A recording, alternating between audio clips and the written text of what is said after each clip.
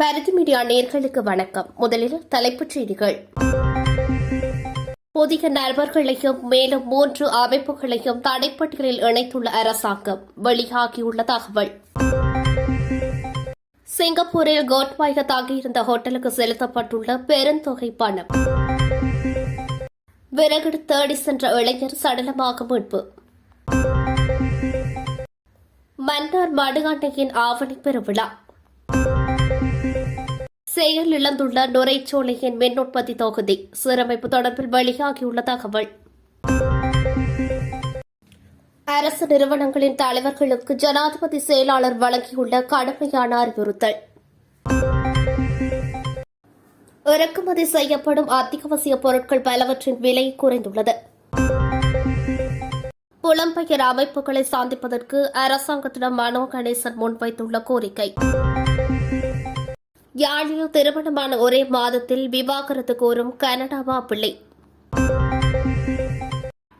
வெளிநாட்டில் உள்ள மனைவியை காணொலியில் அச்சுறுத்திய கணவர். இனி தொடர்பான விரிவான செய்திகளோடு.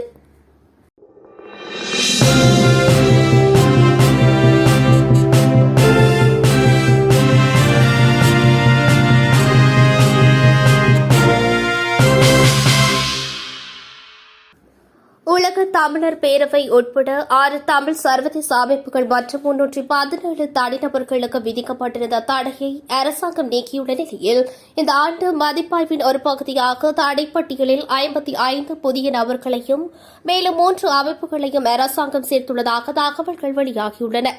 பாதுகாப்பு அமைச்சின் செயலாளர் கமால் குணரட்னவால் கையொப்பமிட்டு இந்த ஆண்டு ஜூலை 28ஆம் தேதி வெளியிடப்பட்ட வர்த்தமானி அறிவித்தலில் இது தொடர்பான விவரங்கள் அடங்கியுள்ளதாக தெரிவிக்கப்படுகிறது. உலக தமிழர் பேரவை, ஆஸ்திரேலிய தமிழர் காங்கிரஸ், உலக தமிழர் ஒருங்கிணைப்பு குழு, தமிழீழ மக்கள் பேரவை, பிரித்தானிய தமிழர் பேரவை மற்றும் கனடிய தமிழர் காங்கிரஸ் ஆகியவற்றுக்கான தடை நீக்கப்பட்டுள்ளது. 317 நபர்கள் மீதான தடையும் நீக்கப்பட்டுள்ளது. இதில் உலக தமிழர் பேரவையின் பேச்சாளர் சுரேந்திரனும் ஒருவராவார். தமிழீழ விடுதலை புலிகள், தமிழ் மறுவாழ்வு அமைப்பு, நாடு கடந்த தமிழீழ அரசாங்கம், தேசிய தௌஹீத் ஜமாத் மற்றும் சேவ் தி பேர்ல் உள்ளிட்ட 15 அமைப்புகளின் மீதான தடை தொடர்ந்தும் நடைமுறையில் உள்ளது. இந்த தடை நீக்கம் குறித்து கருத்துரைத்த ராணுவத்தின் சிரேஷ்ட அதிகாரி ஒருவர், நிறுவனங்கள் மற்றும் தனிநபர்கள் பற்றிய முழுமையான விசாரணையை தொடர்ந்து தடைப்பட்டியலில் சேர்ப்பது அல்லது பட்டியல் நீக்கம் செயல்முறை மேற்கொள்ளப்பட வேண்டும் என்றும் அது ஒவ்வொரு ஆண்டும் மதிப்பாய்வு செய்யப்படுவதாகவும் கூறியுள்ளார். தமிழ் புலம்பெயர் அமைப்பான உலக தமிழர் பேரவை பட்டியலில் இருந்து நீக்கப்படுவதற்கான காரணத்தை விளக்கிய அவர், பயங்கரவாதம் தொடர்பான விடயங்களுக்கு குறித்த அமைப்பு நிதியளித்ததற்கான எந்த ஆதரவும் இல்லை என்பதை உறுதிப்படுத்தியுள்ளதாகவும் தெரியவருகிறது. முன்னாள் ஜனாதிபதி கோட்டபாய ராஜபக்ஷ சிங்கப்பூரில் தங்கியிருந்தபோது ஹோட்டல் கட்டிடமாக செலவிடப்பட்ட பணம் தொடர்பில் தகவல்கள் வெளியாகியுள்ளது. 67 மில்லியன் ரூபாய் இவ்வாறு ஹோட்டல் கட்டணமாக செலுத்தப்பட்டதாக கூறப்படுகிறது. இந்த பணத்தினை அவன்கார்ட் நிறுவனத்தின் தலைவர் நிசங்க சேனாதிபதி செலுத்தியதாக கொழும்பு சிங்கள ஊடகம் ஒன்று தகவல் வெளியிட்டுள்ளது. முன்னாள் ஜனாதிபதி கோட்டபாய ராஜபக்ஷவும் அவரது மனைவி ஐயோபா ராஜபக்ஷவும் கடந்த 11ஆம் தேதி தாய்லாந்து செல்லும் வரை சிங்கப்பூரில் உள்ள மெரினா பே சாண்ட்ஸ் ஹோட்டலில் தங்கியிருந்தனர். இதன்போது தங்குமிட கட்டணமாக 67 மில்லியன் ரூபாய் செலுத்தப்பட்டுள்ளது. இதேவேளை தற்போது தாய்லாந்தில் உள்ள முன்னாள் ஜனாதிபதி அந்நாட்டில் உள்ள மத வழிபாட்டு தலங்களுக்கு செல்வதற்கு தாய்லாந்து அரசாங்கத்திடம் அனுமதி கோரிய போதிலும் இதுவரை அனுமதி வழங்கப்படவில்லை என கூறப்படுகின்றது. முன்னாள் ஜனாதிபதி கோட்டபாய ராஜபக்ஷ தங்கியிருக்கும் ஹோட்டல் வளாகத்தை விட்டு வெளியே செல்ல வேண்டாம் என தாய்லாந்து அதிகாரிகள் அறிவுறுத்தியுள்ளதாக தாய்லாந்தின் பேங்காக் போஸ்ட் செய்தித்தாள் அண்மையில் செய்தி வெளியிட்டிருந்தமை குறிப்பிடத்தக்கது. நுவரெலியாவில் கடந்த நாட்களுக்கு முன் காணாமல் போனதாக கூறப்படும் இளைஞர் சடலமாக மீட்கப்பட்டுள்ளார். குறித்த இளைஞர் நுவரெலியா சமர்த்தி வங்கிக்கு அருகில் இன்று காலை சடலமாக மீட்கப்பட்டுள்ளார். நுவரெலியா பம்பரக்கலை தோட்டத்தில் வாசிக்கும் சுந்தரலிங்கம் சசிதரன் என்ற இளைஞரை இவ்வாறு சடலமாக மீட்கப்பட்டுள்ளார். குறித்த இளைஞரை காணவில்லை என அவரின் பெற்றோர் போலீஸ் நிலையத்தில் கடந்த 6ஆம் தேதி முறைப்பாடு செய்திருந்தனர். இந்த முறைப்பாட்டில் கடந்த 3ஆம் தேதி வீட்டுக்கு விறகு தேடி வருவதாக தெரிவித்து சென்ற இளைஞரை அதன் பிறகு வீடு திரும்பவில்லை. இதன்போது விறகு தேடி சென்ற பகுதியில் ஆற்றை கடக்க முற்பட்ட போது கால் தவறி ஆற்றில் விழுந்து நீரில் அடுத்து செல்லப்பட்ட காட்சி அப்பகுதியில் உள்ள வீடு ஒன்றில் பொருத்தப்பட்டிருந்த சிசிடிவி காணொலியில் பதிவாகியிருந்ததாக தெரிவிக்கப்பட்டிருந்தது. இந்த முறைப்பாட்டிற்கு அமைய விசாரணைகளை மேற்கொண்டு வந்த போலீசார் தேடுதல் பணியினை முன்னெடுத்திருந்தனர். இந்த சந்தர்ப்பத்திலேயே குறித்த இளைஞர் சடலமாக மீட்கப்பட்டுள்ளதுடன் நுவரெலியா நீதவானின் மரண விசாரணைகளின் பின் சடலம் நுவரெலியா சட்ட மருத்துவ அதிகாரிக்கு அனுப்பி வைக்கப்படும் என போலீசார் தெரிவித்துள்ளனர். இந்த சம்பவம் குறித்து மேலதிக விசாரணைகளை நுவரெலியா போலீஸ் நிலையத்தின் பொறுப்பு அதிகாரி தலைமையில் விசேட குழுவினர் ஆரம்பித்துள்ளமை குறிப்பிடத்தக்கது. மன்னார் மருதமடு அன்னையின் ஆவணி மாத பெருவிழா சிறப்பாக இடம்பெற்றது. இன்று திங்கட்கிழமை காலை 6:15 மணியளவில் மன்னார் மறைமாவட்ட ஆயர் இமானுவேல் பெர்னாண்டோ ஆண்டகை தலைமையில் கொழும்பு உயர்மறை மாவட்டத்தின் துணை ஆயர் அன்றன் ரஞ்சித் பிள்ளை நாயகம் ஆண்டகை ஆகியோர் இணைத்து திருவிழா திருப்பலியை கூட்டு திருப்பலியாக ஒப்புக் கொடுத்தனர். திருவிழா திருப்பலியை தொடர்ந்து மடுகண்ணையின் திருச்சொருப்பு பவனி இடம்பெற்றது. குறித்த திருவிழா திருப்பலியில் மடுத்திருத்தலத்தின் பரிபாலகர் அருத்தந்தை பெப்பி சோசை அடிகளார், மன்னார் மறைமாவட்ட குரு முதல்வர் பி கிறிஸ்தநாயகம் அடிகளார், அருத்தந்தையர்கள், அருட்சகோதரிகள், அகில இலங்கை கிறிஸ்தவ ஒன்றியத்தின் ஸ்தாபகர் அருட்கலாநிதி எஸ். சாந்த்ரு பெர்னாண்டோ, அரசியல் பிரதிநிதிகள், திணைக்கள தலைவர்கள் உட்பட நாட்டின் பல பாகங்களிலுமிருந்து லட்சக்கணக்கான விசுவாசிகள் கலந்து கொண்டு மடுகண்ணையின் ஆசி பெற்றனர். கடந்த வருடம் நாட்டில் ஏற்பட்டிருந்த கொரோனா தொற்று காரணமாக ஆலயத்திற்கு சில பக்தர்கள் மட்டுப்படுத்தப்பட்டிருந்த நிலையில் இந்த வருடம் அதிகளவான மக்கள் நேர்த்திக் கடன்களை நிறைவு செய்ய நடைபயணம் மேற்கொண்டிருந்தமையும் குறிப்பிடத்தக்கது. நுரைச்சோலை மின் உற்பத்தி நிலையத்தின் மின் உற்பத்தி தொகுதியை சீரமைப்பு குறைந்தது 14 முதல் 16 நாட்கள் ஆகும் என தெரிவிக்கப்பட்டுள்ளது. இலங்கை பொது பயன்பாடுகள் ஆணைக்குழு இதனை தெரிவித்துள்ளது. நாட்டில் மின் விநியோகத்தாடி நடைமுறைப்படுத்தப்படும் கால எல்லையினை நீடிப்பதற்கு இலங்கை மின்சார சபை தீர்மானித்துள்ளது. இதற்கமைய இன்று முதல் 3 மணித்தியாலங்கள் மின் விநியோகத்தாடி நடைமுறைப்படுத்தப்படும் என தெரிவிக்கப்பட்டுள்ளது. நுரைச்சோலை மின் உற்பத்தி நிலையத்தின் மின் உற்பத்தி தொகுதி ஒன்று செயலிழந்துள்ளது. இதன் காரணமாகவே இவ்வாறு மின் விநியோகத்தாடி நடைமுறைப்படுத்தும் கால எல்லை நீடிக்கப்பட்டுள்ளது என தெரிவிக்கப்படுகின்றது. கடந்த சில வாரங்களாக 1 மணி நேரம் மின்வெட்டு நடைமுறைப்படுத்தப்பட்டு வந்த போதிலும் இன்று 1 மணி நேரம் 20 நிமிடங்களாக அதிகரிக்கப்படுகிறது என மின்சார சபை தெரிவித்திருந்தது. இருப்பினும் நுரைச்சோலை மின் உற்பத்தி நிலையத்தில் ஏற்பட்ட திடீர் கோளாறு காரணமாக இவ்வாறு 3 மணி நேரமாக அதிகரிக்கப்படுகின்றமை குறிப்பிடத்தக்கது. ஜனாதிபதியின் செயலாளர் சமன் ஏக்கநாயக்கவால் அரசு நிறுவனங்களின் தலைவர்களுக்கு அறிவிப்பு ஒன்று வழங்கப்பட்டுள்ளது. அதன்படி அரசாங்கம் அல்லது அரசு அதிகாரிகள் தரப்பினராகும் நீதித்துறை விவகாரங்கள் அல்லது அதனுடன் சம்பந்தப்பட்ட விடயங்கள் தொடர்பாக அமைச்சுகளின் செயலாளர்கள், மாகாண தலைமை செயலாளர்கள், திணைக்கள தலைவர்கள், அரசு கூட்டுத்தாபனங்கள் மற்றும் சபைகளின் தலைவர்கள் அல்லது அதற்கு கீழ்பட்ட அதிகாரிகளினால் எந்தவொரு சந்தர்ப்பத்திலும் பிரதம நீதியரசர் உட்பட உயர்நீதிமன்ற நீதிபதிகள், நீதி சேவை ஆணைக்குழு அல்லது நீதித்துறை அதிகாரிகளுக்கு நேரடி கடித பரிமாற்றங்கள் தவிர்க்கப்பட வேண்டும் என அறிவுறுத்தப்பட்டுள்ளது. அனைத்து அமைச்சின் செயலாளர்கள், மாகாண பிரதம செயலாளர்கள், திணைக்களங்களின் தலைவர்கள், மாவட்ட செயலாளர்கள், அரசு கூட்டுத்தாபனங்கள் மற்றும் சபைகளின் தலைவர்களுக்கு இன்றைய தினம் அனுப்பி வைக்கப்பட்டுள்ள கடிதத்தில் குறித்த விடயம் தெரிவிக்கப்பட்டுள்ளது. இறக்குமதி செய்யப்படும் அத்தியாவசிய உணவுப் பொருட்கள் பலவற்றின் மொத்த விலை குறைந்துள்ளது. புறக்கோட்டை மொத்த வியாபாரிகள் இது தொடர்பான அறிவிப்பை வெளியிட்டுள்ளனர். ஆனால் உள்நாட்டில் உற்பத்தி செய்யப்படும் அரிசி உள்ளிட்ட உணவுப் பொருட்களின் விலை உயர்ந்து வருவதாக குறிப்பிட்டுள்ளனர். உருளைக்கிழங்கு, பருப்பு, சீனி, செத்தல் மிளகாய், வெங்காயம் போன்ற இறக்குமதி செய்யப்படும் அத்தியாவசிய உணவுப் பொருட்களின் மொத்த விலை இன்றும் குறைந்துள்ளதாக புறக்கோட்டை மொத்த விற்பனையாளர்கள் தெரிவிக்கின்றனர். இதன்படி இறக்குமதி செய்யப்படும் 1 கிலோகிராம் பருப்பின் மொத்த விலை 430 முதல் 450 ரூபாவாகும்.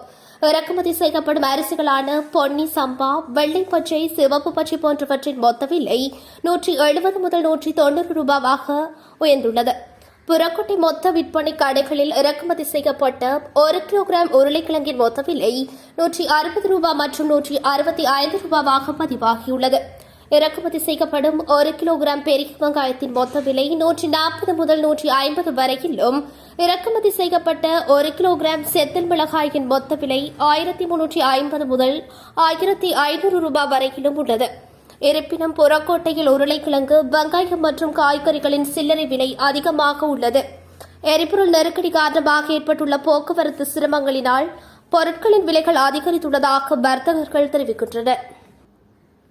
இலங்கையிலிருந்து புலம்பெயர்ந்துள்ள சிங்களம் மற்றும் அனைத்து மக்களது அமைப்புகளுடனும் உரையாட நான் தயாராக இருக்கிறேன் என தமிழ் முற்போக்கு கூட்டணியின் தலைவர் மனோ கணேசன் தெரிவித்துள்ளார். ஊடகங்களுக்கு இன்று கருத்து தெரிவிக்கும் போதே அவர் இவ்வாறு கூறியுள்ளார்.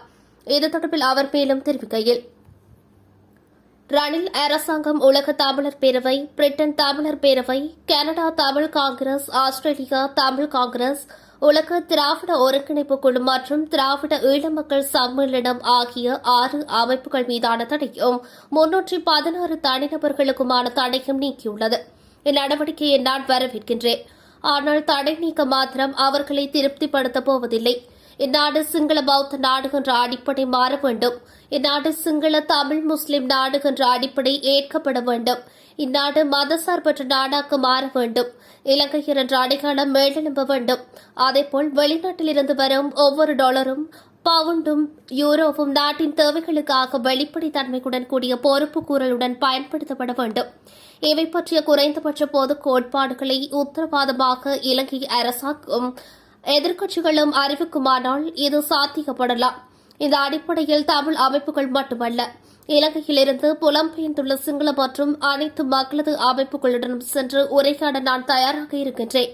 ஒரு பக்கம் தமிழர் என்ற முறையிலும் மறுபக்கம் தெற்கில் சிங்கள மக்கள் வாழும் கொழும்பு மாவட்ட எம்பி என்ற முறையிலும் நான் இந்த பாத்திரத்தை வகிப்பது பொருத்தமானது என நம்புகிறேன். அரசில் அமைச்சு பதவிகளை பெறுவதை விட இதுதான் பிரயோஜனமானது எனவும் நான் நம்புகிறேன் என கூறியுள்ளார். யாழில் திருமணம் முடிந்த 2 வாரங்களின் பின்னர் கனடா திரும்பிய மணமகன் கனடா சென்ற ஒரு மாதத்தில் தனது சட்டத்தரணியோடாக விவாகரத்து வழக்கு தொடர்ந்துள்ள சம்பவம் ஒன்று இடம்பெற்றுள்ளதாக தகவல்கள் வெளியாகியுள்ளது. தனது மனைவியின் நடத்தை தனக்கு சந்தேகத்தை ஏற்படுத்தியுள்ளதாக தனது விவாகரத்து மனுவில் கனடா மணமகன் குறிப்பிட்டுள்ளதாகவும் கூறப்படுகிறது. யாழ் மாவட்டத்தில் உள்ள நீதிமன்றம் ஒன்றில் இந்த விவாகரத்து வழக்கு தாக்கல் செய்யப்பட்டுள்ளதாக தெரிவிக்கப்படுகிறது. குறித்த சம்பவம் தொடர்பில் மேலும் தெரிய வருகையில் வடமராட்சி பகுதியை பூர்வீகமாக கொண்ட அந்த இளைஞன் குடும்பத்துடன் கனடாவில் வசித்து வருகின்றார்.